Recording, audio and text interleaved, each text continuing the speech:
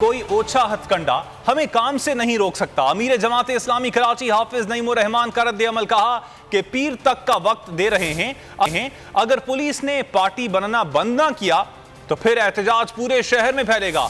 सैयद अब्दुल रशीद को काम करने दिया जाए और उसमें रुकावट बनने की बजाय अपना घर कहने वाली हुकूमत लियारी को सफाई करे। ये सब तमाशे बल्दियाती इंतखाबात से भागने के लिए किए जा रहे हैं।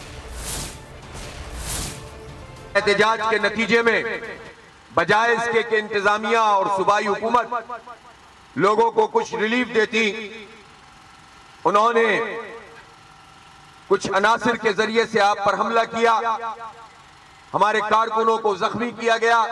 लोग ये चाहते हैं कि इस पुरअमन जिद्दोजहद को आलूदा कर दिया जाए, किसी तरह इसमें तशद्दुद को शामिल कर दिया जाए और इसके लिए झूठी एफआईआरें काटी जा रही हैं। आईजी साहब से मुतालबा करता हूं कि वो नोटिस ले कि उनके मातहत लोग अगर पार्टी वर्कर बनकर काम करेंगे तो फिर यहां पर अमन व अमान कैसे कायम हो सकता है।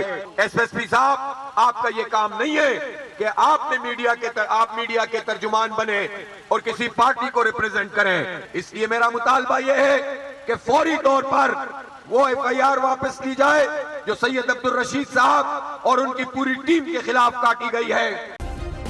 सब्सक्राइब करें और बेल दबाएं ताकि कोई खबर रह न जाए।